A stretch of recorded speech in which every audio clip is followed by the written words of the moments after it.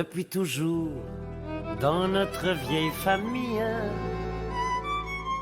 on est ailleurs, de père en fils. Depuis 100 ans, là-haut l'enseigne brille, dans la rue de l'écrevisse. Mets-toi le nez, plongé dans les livres, tu étudies au lieu de bien couper. Ce n'est pas tout, hein, il faut aussi vivre. Gagner l'argent au lieu de rêvasser. Schmile, tes vêtements n'ont pas de style. T'es pas un tailleur habile. Regarde la fille du voisin, comme déjà il coupe bien. Ses pantalons, ses gilets, ses vestons, quel bonheur pour les parents d'avoir au monde un tel enfant. Ta jambe gauche, elle est trop longue, ta jambe droite, n'en parlons pas. Tu seras toujours quelconque si tu ne m'écoutes pas. Schmile, tes vêtements n'ont pas de style. T'es pas un tailleur habile. Et je suis désespéré. Paris was already fascinating in the interwar period. It was a glorious city where the victory of World War I was celebrated in 1918. The Popular Front had given communists a place in cultural life, and in 1937, the Exposition Internationale saw the construction of the Palais de Chaillot. It's important to put all of this in context. In the interwar period, Paris was really the city of lights. People from all over the world came here to have a good time. The Paris Opera was as prestigious as it had been in the 19th century. France's artistic identity was heavily intertwined with the Palais Garnier. The Comédie Française was enjoying a brilliant phase. Large attendances meant that it was very successful financially, as revenues were on the rise. Les Invalides in 1939 was the military museum and the location of Napoleon's tomb. It was symbolic of the spirit of defense. At the dawn of the Second World War, Maxime's was probably Paris's most famous restaurant, which consequently made it the most famous restaurant in the world. Just before the Second World War, the Palais de Chaillot was brand new. It would become a hotspot for Nazi entertainment. It was just the type of architecture the Führer liked. But everything would change a few months later with the start of the war in 1939. The Nazis had conquered much of Europe. Now they set their sights on France and plotted their invasion. The Germans advanced through France quickly. Paris needed to prepare for the worst.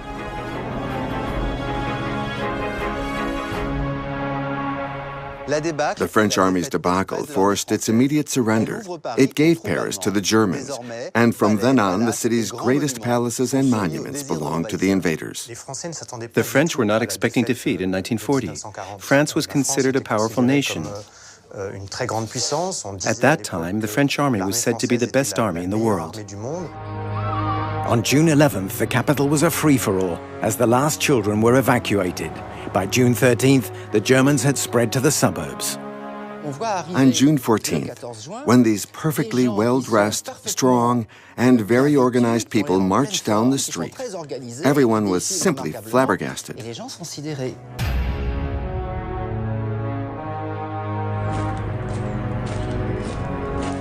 That day, the Nazis became the masters of Paris. Avenue Foch was named after one of the great victors of World War I, and yet that was where the German troops chose to enter Paris on June 14th, with a huge military parade just in front of the Arc de Triomphe. When the Germans took over Paris, the Parisians, along with the rest of the French population, were absolutely traumatized. The first signs of patriotism began to appear as soon as the Germans settled in. These famous images were taken on June 14, 1940, the day the Germans marched on Paris. While many men weep, this elderly lady seems to yell, "Long live France, long live France." In the distance, others stand disapprovingly with their arms crossed. Unease was widespread. So were the first hints of the resistance, subtle gestures that would evolve into something greater. The first thing the Germans did when they got to Paris was to take over the Place de la Concorde. Next, they moved towards the Eiffel Tower. And yet the soldiers at the Eiffel Tower couldn't use the elevators. Someone had intentionally blocked them. They would have to use the stairs for the duration of the war.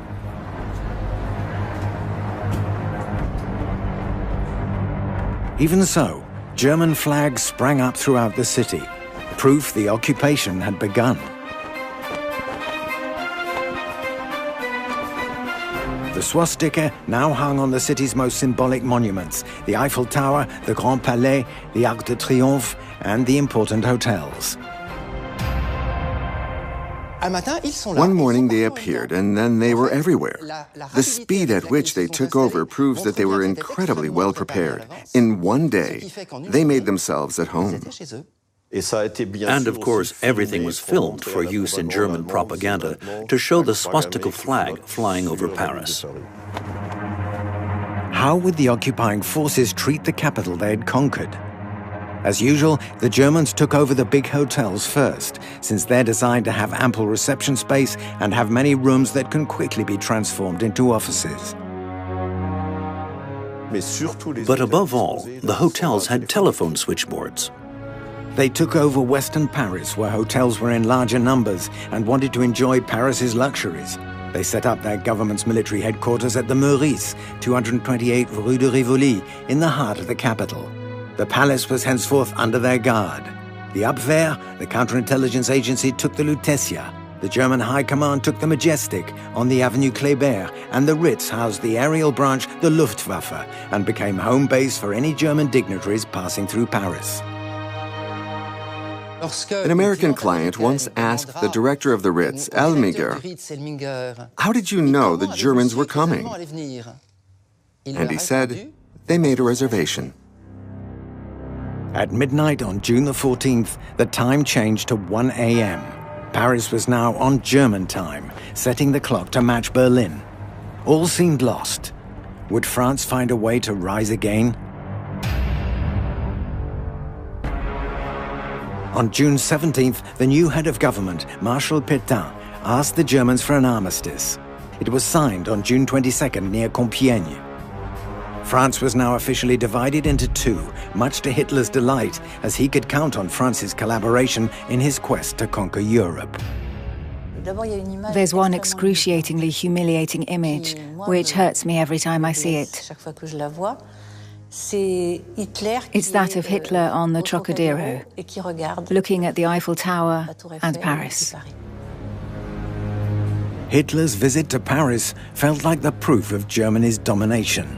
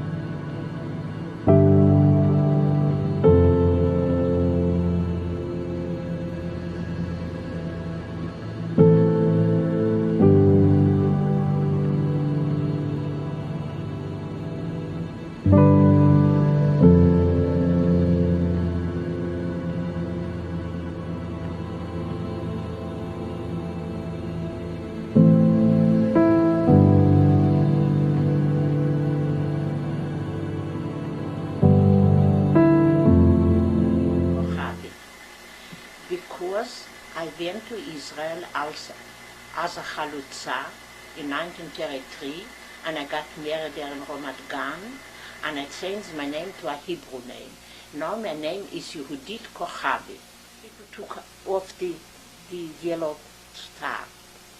But I stay in line with the French people.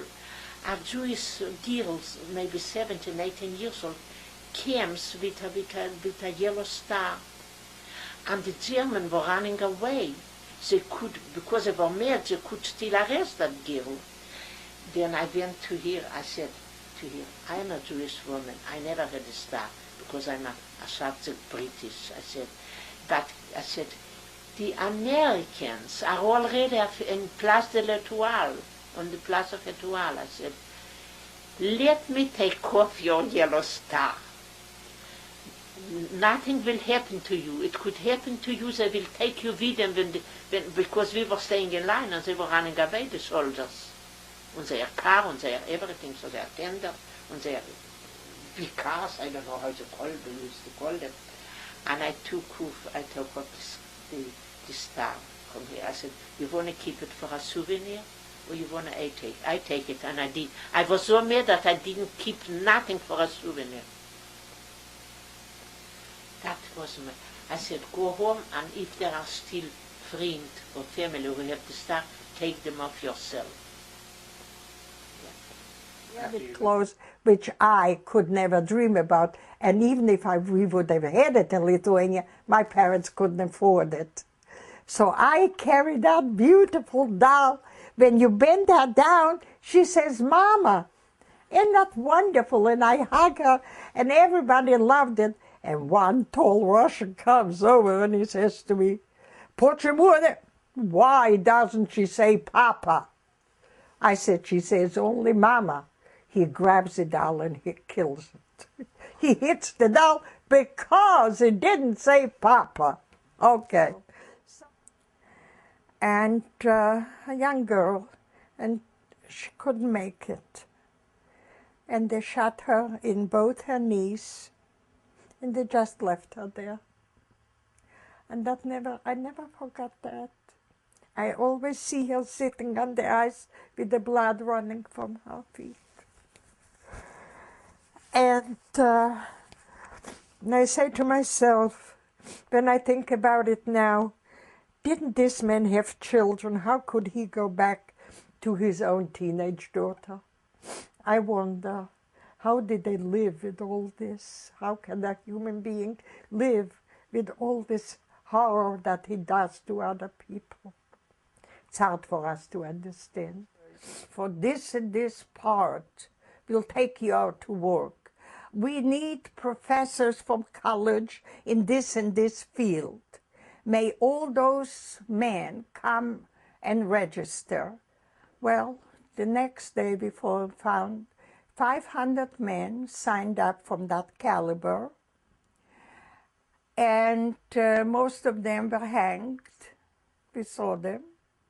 And then some of them were killed even before they hanged them. To explain how that can happen from such a highly cultured country is beyond my understanding, and I'm sure many, many millions of people couldn't understand that. And the horror to watch people have pleasure of killing babies. No, bullets are too expensive for a baby. Take him by his feet and hit against the building. I'm Daniel Kochavi. I was born in Kolmar, France, in October 1937. And initially, should I be a survivor? And I said, well, maybe I should be a child survivor, which is true. I'm not in this whole story, as I looked at it, especially with the perspective of, listening to. The real survivor in that situation, was my mother. Under the occupation, even though she was relatively protected, it was still a very, not a very, could be a dangerous situation. And she was left alone with a 3-year-old child and she had to fend for herself. And not only that, but then she did what she could for to help, her, other Jews who had much, were much more in danger than she was, and then she had to live by her wit. And so I think she's the one who's the real survivor, I think, in that situation. That is my father, of course, but he had, so they were not survivor the same as in the same way that people who have been in concentration camp and gone through that horrible situation. But in any case, and she paid a price for it mentally, because the rest of her life she became obsessively paranoid. She imagined there were all sorts of things were plotting, all sorts of plot and against her.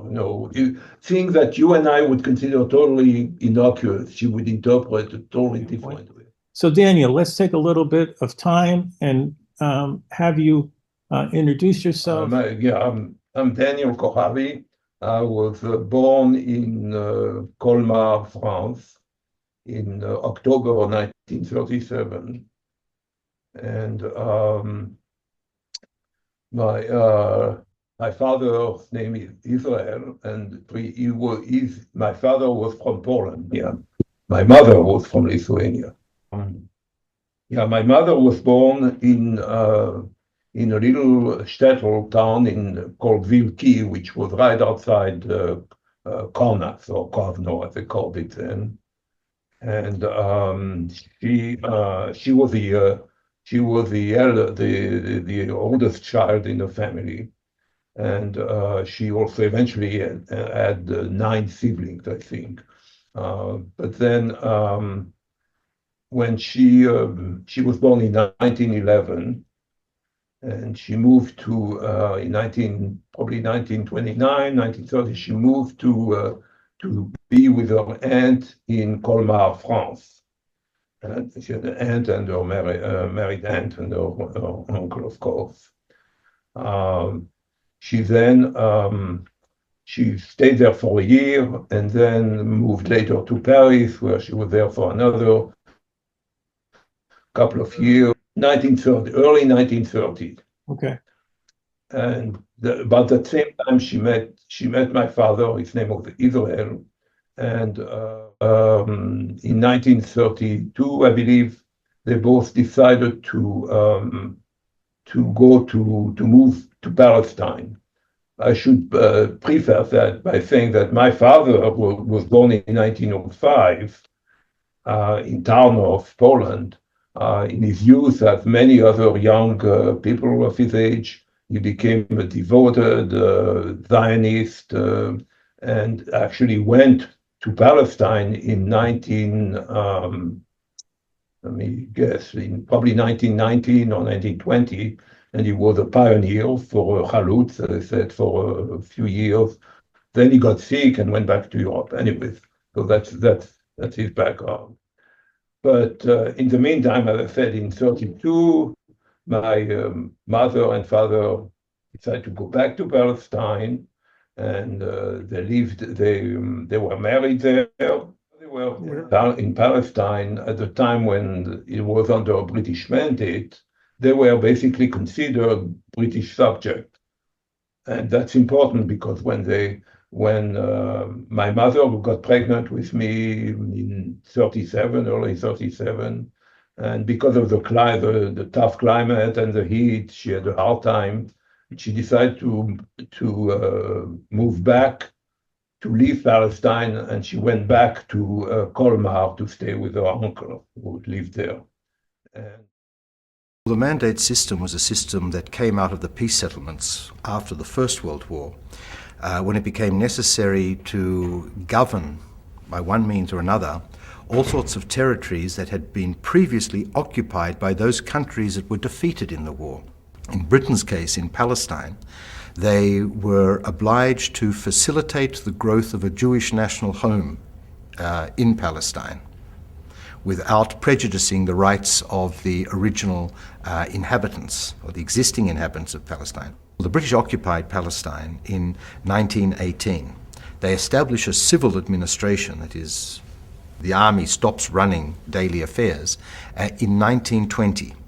From 1920 until 1948, a period of 28 years, the British controlled Palestine, and although relations with the Jewish community ended up being very bad, in general, the Jews managed to build up a substantial Jewish national home from a population of 50 to 60,000 when the British enter Palestine to a population of approximately 550,000 when they leave Palestine, able to develop what was in fact a government in embryo. Overall, we must recognize that had it been any other sort of colonial administration in Palestine, it is very, very doubtful that a Jewish state would have emerged. And of course, while she was traveling that way, she was traveling on British paper. She had a British passport or something like the equivalent of that. Anyways, and my father joined her maybe a few months later. So I was born, that's why I was born in Kolmar in France. They didn't have they didn't have a profession to speak of. My mother, after I was born, she eventually got a position with a fairly well-known rabbi in Paris to be the governess or the nanny for his children. And my father got Paris had the French establishment, the French Jewish establishment, at the what's called it was called ORT, which is a trade school for teenage men, boys, and he got a job with them as a kind of to help them to keep their supplies up or whatever needs. It's not a manager of the school, but kind of a superintendent, if you will. And of course, in 1939, the German invaded Poland, but not much happened on the Western Europe front as far as the war was concerned. I guess the German and Hitler were occupied with what the horrible thing they were doing in Poland. But finally, I think in May, or probably May on that time, May or April or May, they decided to invade 1940, and that was what's called the Blitzkrieg. Within 2 months, they had taken over Holland, they had taken over Belgium, and by June they were already in France. And if you remember, France capitulated to the German in June of 1940. Organized resistance in France was no longer possible.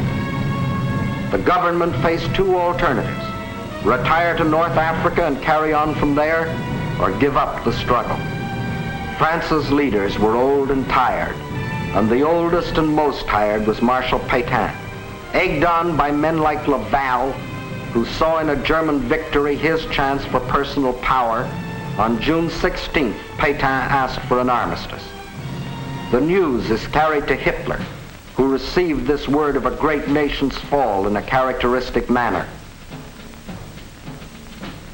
Also characteristic were his terms for the armistice. It must be signed in the coach where Marshal Foch met the defeated Germans in the last war.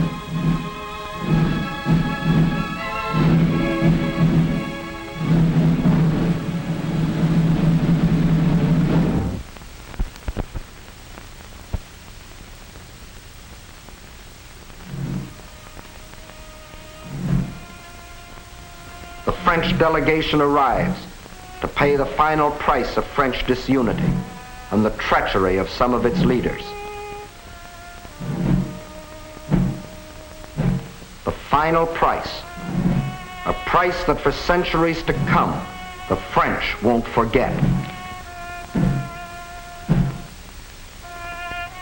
More than 3/5 of their country was to be blacked out by a military occupation. The remainder was to be controlled by a French government acceptable to Hitler. A tax of 400 million francs a day was to be imposed on the French people, to support the German army of occupation. Nearly 2 million French prisoners of war were to be taken into Germany and kept there as hostages, to work as slaves or rot of hunger, tuberculosis, or other diseases in concentration camps. Men deliberately and permanently separated from their families in order to decrease the French birth rate and thus eliminate France as a world power in future generations. French civilians, men, women, and children, must slave on farm or in factory for the Nazi master race or starve. There will be a class of subject alien races. We need not hesitate to call them slaves. Well, the French police decided to round up all the foreign nationals because, you know, that was the standard thing. They were afraid they might be spies and all that. So in December, and I remember in December 1940, no, I know that we were rounded up with other people by the French police actually at the time. And I do remember we had to walk from where we lived to the city hall. It turns out they were walking. They took us from our house to the local city hall. And at that point, the men were separated from the women and children.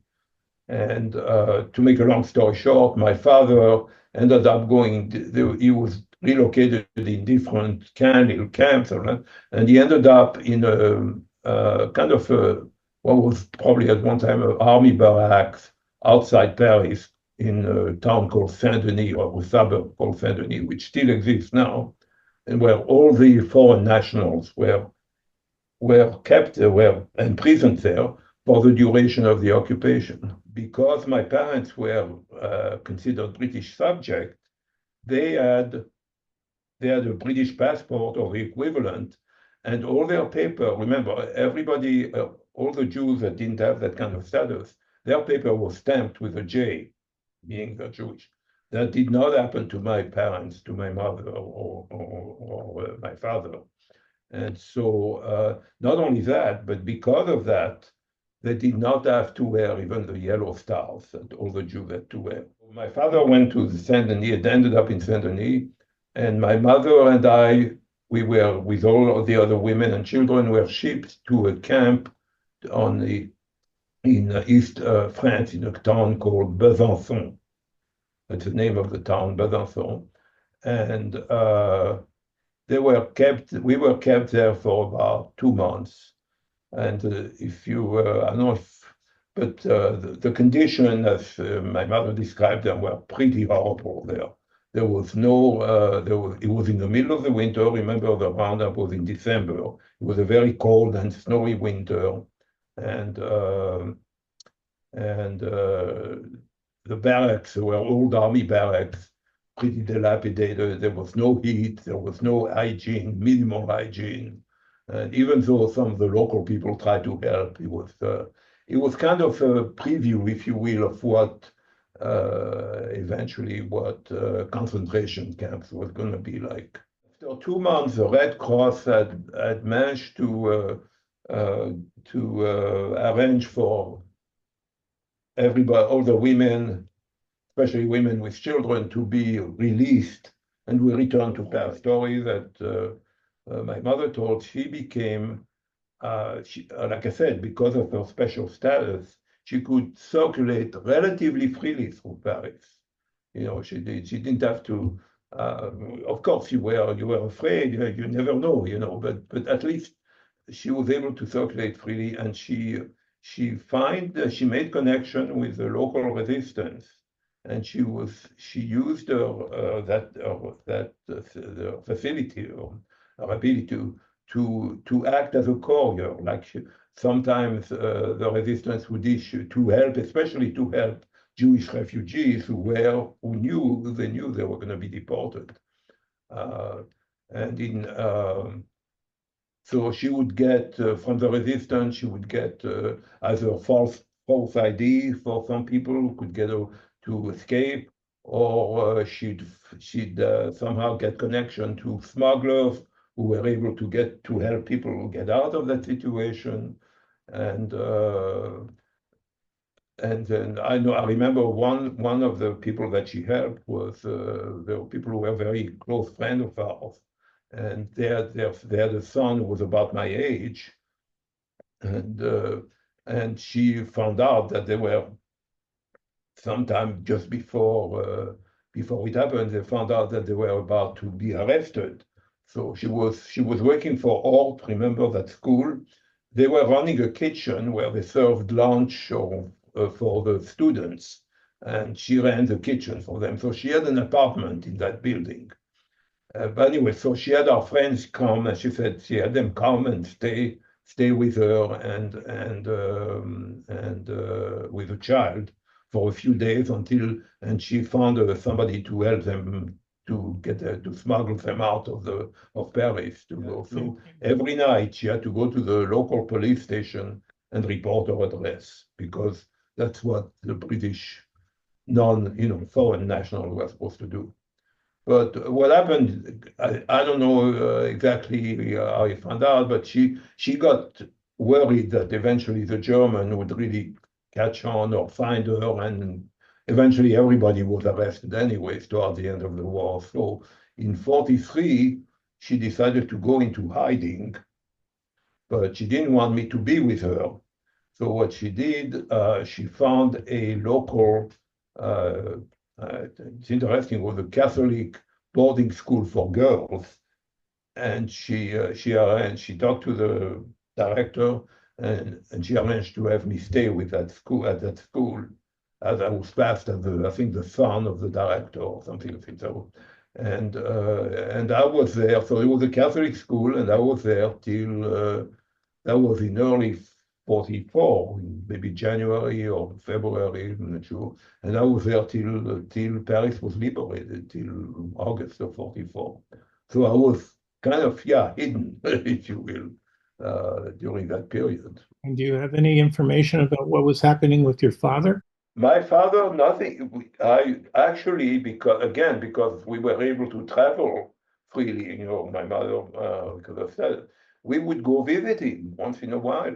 We would go she would take the metro. I remember, I still have kind of picture of that, sitting and taking a long ride in the metro to Saint-Denis and to go visit, visit him for, I remember there were long benches where, the men were sitting on one side and the visitor, the mother, on the other side. And I think in that camp, they, maybe through the Red Cross, they would get packages of, from abroad that people would send in, and my father would kind of, he had to do that secretly, hiding. He would give my mother some of these, it could be like cans of meat or sometimes cigarettes, and he would pass them on, and she could use that to, to make trades exactly. So there was, but like I said, the fact that what really made a big difference is having those papers prevented, probably saved us from being deported. So Daniel, I want to kind of bridge the gap between your mother's sister, your aunt, Betty, and who lived in Lithuania, and your relationship between your aunt, your mother, and you. So maybe you can give some background about that triangle. Well, okay, here is what happened. One thing I should also add before I go is that while we already talked about Betty, what happened to her while she was in Lithuania, and all the time, her older sister, not my mother, but another older sister, Pauline, or Polke, was with her at the same time. They went together.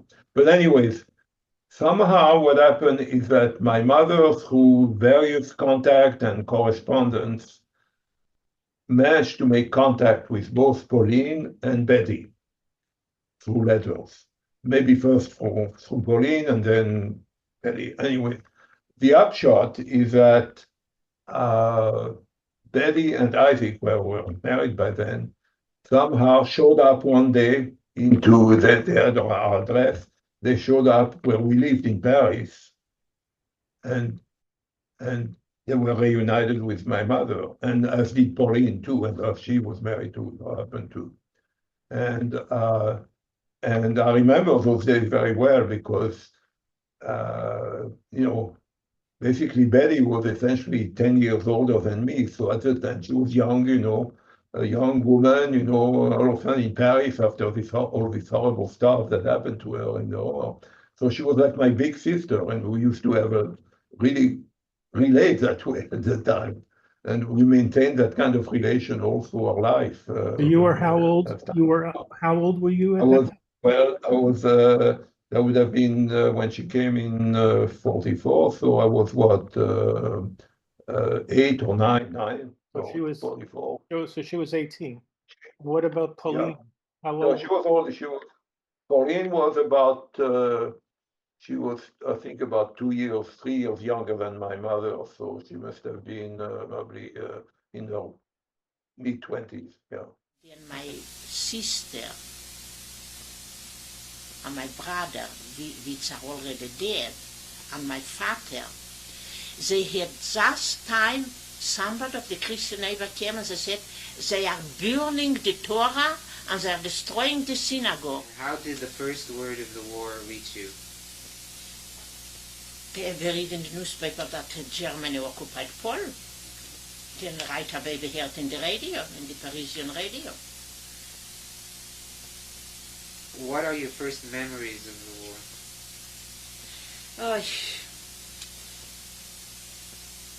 What that in 1 day, in 2 days, in 3 days, all grocery store was empty, and you feel already a shortage in food.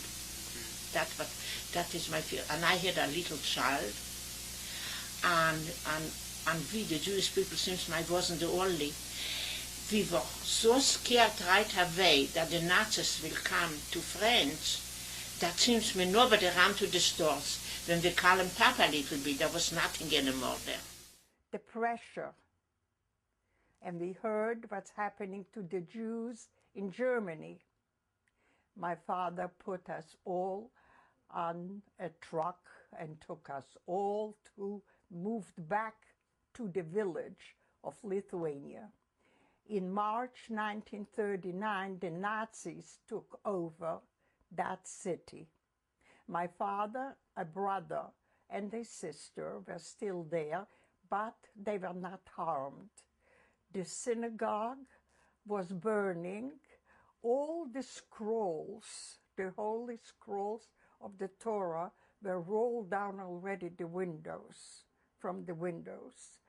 And anything they could, somehow there was destruction on every level of the Jewish community. But my father went to the train with my sister and my brother, and they were able to go through the streets. Nobody bothered them, and they came back to Lithuania, to the small town where we were born.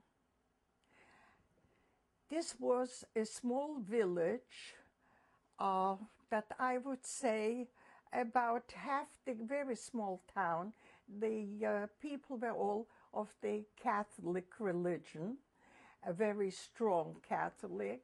Most of their work was farmers. They were all involved in that. And not too much high educated people. Even though we had a Lithuanian high school, we had a Jewish Hebrew day school, we had 3 synagogues, and we knew that we better watch out. Don't walk by yourself at night. As we used to come back from school, small boys, the Lithuanian boys, would stand there and throw rocks on us and call us dirty Jew. So we knew to run away, and we never walked by ourselves. We were afraid. And we knew that even though the Jews lived there over 700 years in Lithuania, we knew that we cannot trust our neighbor, and that's a very horrible feeling. And we were told, our parents would tell us, watch out, don't go at night by yourself. Even though with our neighbors that we had, my mother grew up with their neighbor next door. And our children and we grew up together with her children.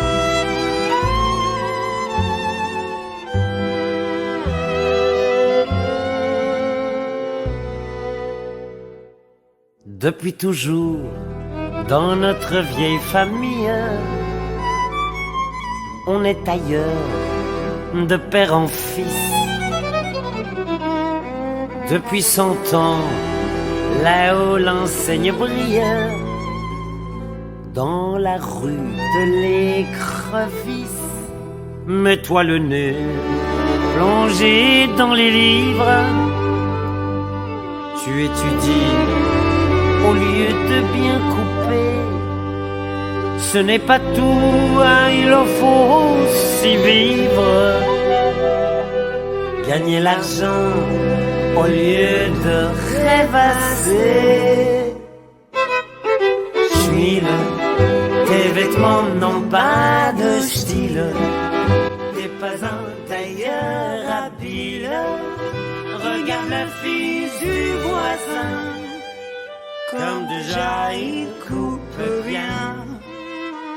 Ses pantalons, ses gilets, ses vestons, quel bonheur pour les parents d'avoir au monde un tel enfant. Ta jambe gauche, elle est trop longue, ta jambe droite, n'en parlons pas. Tu seras toujours quelconque si tu ne m'écoutes pas. Schmile, tes vêtements n'ont pas de style. T'es pas un tailleur habile. Et je suis des Schmile, tes vêtements n'ont pas de style. T'es pas un tailleur habile.